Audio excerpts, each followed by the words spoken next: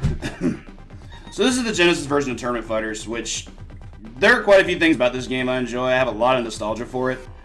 The game has a number of problems, but honestly I think that's what makes it the most interesting of the three to me as a speedrun. Get this dope opening menu music. So anyway, this is also the only one of the three Tournament Fighters games we won't be playing as one of the turtles. We're going to be playing as April, who is amazing in this game. We have both speed and damage cranked all the way up, which is supposed to actually work back against us because even though our damage is increased when we push this up, enemy damage is increased as well. So while that's supposed to be, balanced and even and all that, it's honestly incredibly one-sided because April's just not going to be able to let people do what they want, assuming this goes the way we want it to. Time is going to start when we pick our first stage. So that's going to be at 3, 2, 1, go. So let's try that again. So here's why April's so good in this game. So you have to get in with the elbow, drop a suplex, drop another suplex, and one more. And that's the fight. Since they're all one-round fights, we're just going to be able to blaze through these. Honestly, I have no clue who that is. These stages all take place on a distant planet. The story of this game is that Krang, who is actually the main villain and not Shredder for once, showed up on Earth, kidnapped Splinter. That's not good. Let me adjust this real quick. Okay, there we go. All right, had to be quiet there for a moment. Getting the throw loop dropped is no bueno. So yeah, Krang shows up, kidnaps Splinter. Turtles recruit four of their friends, April, Casey, Sisyphus, who's exclusive for this game, and Rayfilet, to be able to go rescue him. And they basically just go into outer space to all these different planets where you have to fight clone variants of your friends. Not sure how they got that first, but okay. There are only a few fights in this game that can actually cause problems. The only reason Raph threw me was just because my timing was off, and I definitely can't say that happens often. Sisyphus can be a bit annoying. He's got a fireball that can definitely interrupt our elbow, but he didn't get it off that time. And yeah, this was one of the first fighting games I played where you could break floors. There are 3 stages with breakable floors: April's stage, Casey's stage, and Karai's stage. Spoilers. Anyway, yeah, we're basically trying to go stop Krang. He's got at least one miscreant following him around. Trivial fact, Donatello is the only character in this game that cannot do a throw loop infinite like I'm doing with April right now, so by default he's the worst character in the game for competitive play. That doesn't happen often with Donnie. Donnie's normally pretty good at most of the games he's featured in. But what can you do? It's a technical flaw. Not much to talk about here with Ray. Ray's really slow. Also not a very good character, but he does have a throw infinite, so he's better than Don by default. But he just gets suplexed like everybody else.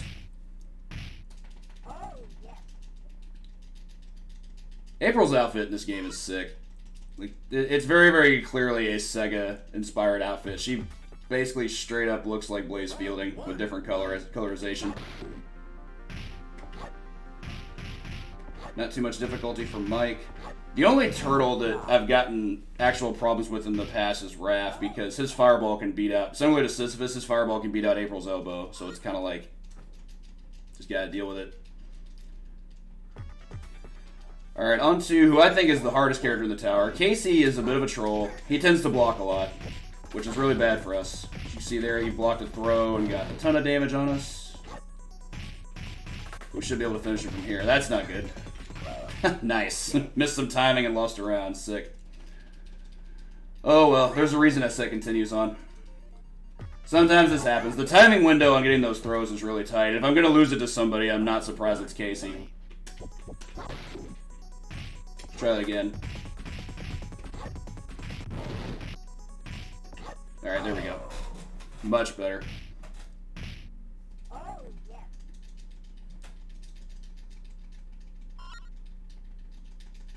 So, not a perfect run, but not the worst thing ever. So on to our boss rush. First boss we have is a character named Triceraton, and most of you are familiar with. Never seen him duck elbow before, that was interesting. Lots of new stuff today, it seems. Also, I love that dinosaur in the background. That dude is so chill. Look at him. He's just gazing out. Another fairly hard fight. Krang can be a bit annoying. He has both high and low fireballs. High fireballs interrupt elbows, so you hope to never see those. He gave us the low pattern, so that's good. Now we just have to hope to not drop this. Not too bad.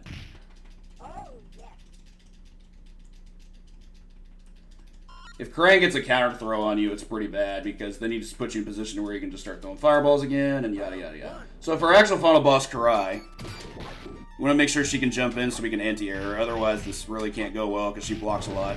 And time's going to be coming up when Karai lands, or I guess I'll just drop it. That's cool. Alright, and that's going to be... time.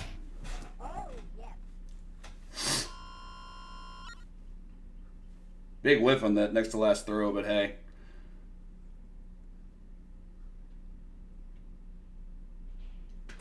So yeah, that's Tournament Fighters for Genesis. Game's a horribly broken mess, but the speedrun's wild. Like, there's always stuff happening. And they rescue Splinter. Never seen Splinter wear teal before, so maybe someone can cite that one for me. Really cool little ending sequence pose here, too. Thank you all for the GGs. This ending theme is sick, too. I'm a big fan of this song. Yeah, strangely enough, this game was the only one that featured an instant replay feature, and there actually, I don't think, are a lot of fighting games that feature that, and I think it's kind of neat. Show your friend how you bodied them and they didn't mess up. And what have you. Yeah, this game's a mess, but I love it to pieces. What can I say? Again, thank you all so much. We're going to go ahead and move on to our last one here momentarily, so stick around.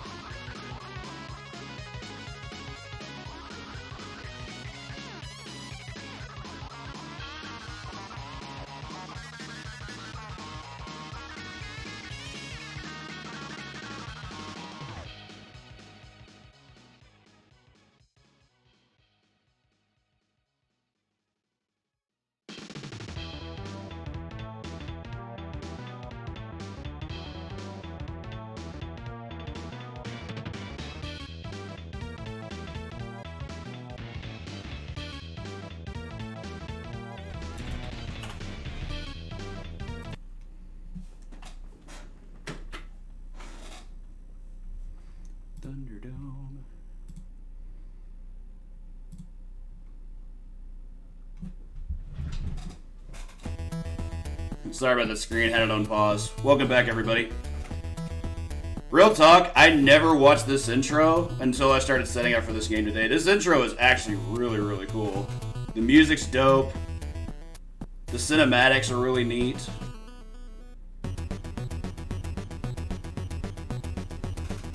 Like, I just love how that sewer looked, you know? Like, it looks so cool. But the colorization, like, it's pretty tight.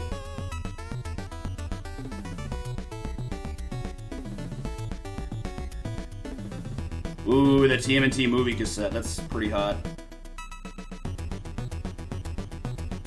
Also, shoutouts to Krelos for these amazing looking layouts. Like, it's been a long time since I've seen some crisp, customized layouts like this for like a themed event like this. It's pretty wild. Outside of our own RGL TV.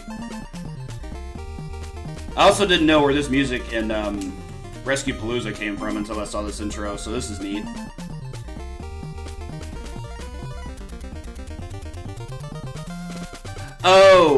Oh, okay, okay, yeah, I did not understand that earlier, that he was actually sick. Okay, yeah, absolutely, big ups to St. Tommy Boy, who has the world record in this game, and who is a friend of mine in the speedrun community. Talked to him a lot about this game during his climb to the world record. Didn't know he wasn't doing well, so let's, I'll give some props to him real fast. Great runner. Hope he bounces back. Today we're going to be running the easy category. Out of the two, easy and normal doesn't really have any specific strats, so I think it was abolished as a category a couple years back. Hard is completely different from easy, so that has its own thing going for it.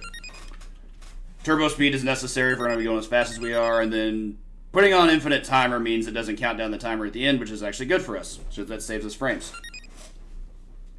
So for story mode, we can only play as one of the turtles. There's no one-player mode where you can play as any character. They're only playable in versus. Let's go ahead and pick our mode. Alright, so go ahead and get started on character select at 3, 2, 1, go. Now realistically, for this run, all the turtles on this category except Raph are actually viable. But I believe if you specifically want to push for like world record times, you know, sub 530s and stuff, you pretty much have to be playing Michelangelo. Now Leo and Don can both do exactly what I did just did there. Similar to the other two we've already played, it's just throw loops the fighting game. And they work very, very well. Do a lot of damage. You really can't get out of them. Finish them off like that. It's also important that we are able to maintain perfects in this game. Reason being, if we finish with anything less than max health, it counts down the amount of health we have, which costs us frames. But on a perfect, it just switches it right over immediately. Really not too much to worry about with Raph. Gave us some excellent RNG there. And there's a couple of games where Mike is the star. Mike is actually the best character in the game we'll be seeing later today in Radical Rescue. Same with Turtles in Time Arcade. But yeah, it's definitely not common, especially compared to the Dons and Raphs of the world. Another good round.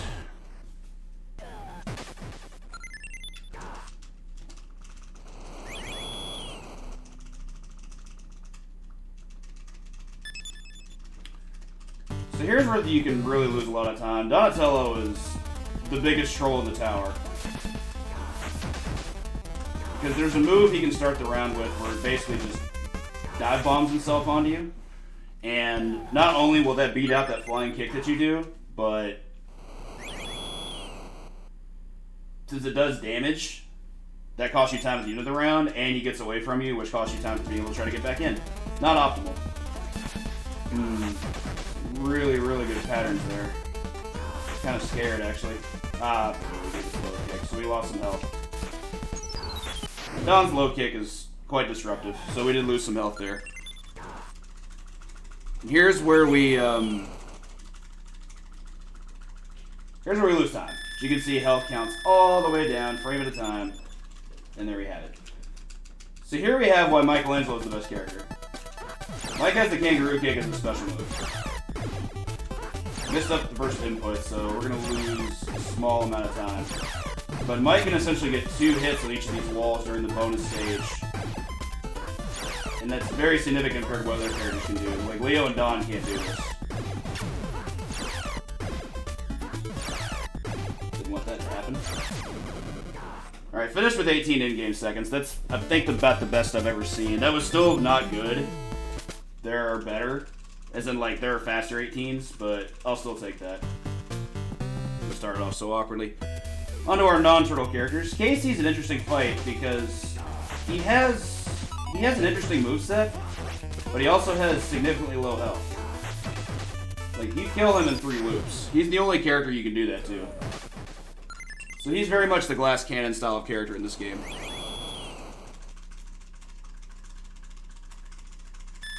Had a bit of a mess at the start of the round because I missed the flying kick input. So you got to mess with us a little bit. It happens.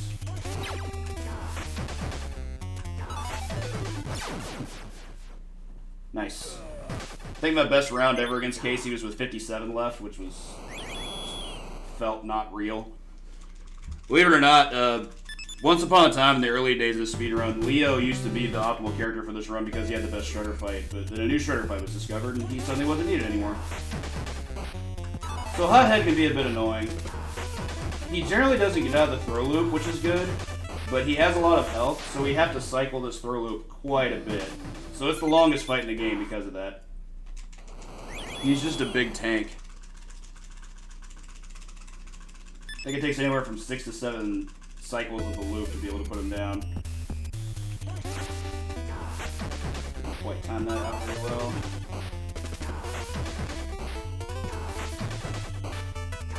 Okay, it was 5. I guess 6 is the peak unless you get thrown out of it. If your timing's bad, he can actually throw you out of that. But I think that only happened when we used to do dash elbows. Yeah, because of memory limitations with the game, you can't do a Hothead mirror match. Though there is a ROM hack of the game that allows it. On to our final boss, we have Shredder. This is certainly the most technical fight in the game because we actually have to adjust our strat for this. So let's see if we can do that. I haven't done this in a while.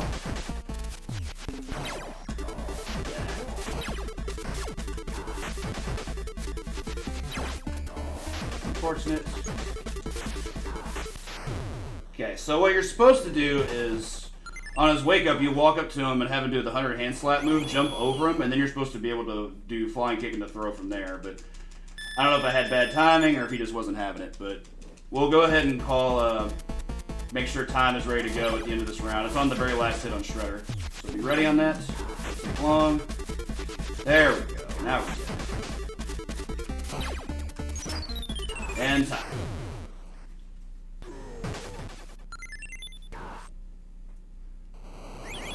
Not a terrible run. Had a little bit of trouble with Casey. The Turtles fights were pretty good for the most part, but that first round against Shredder was definitely something.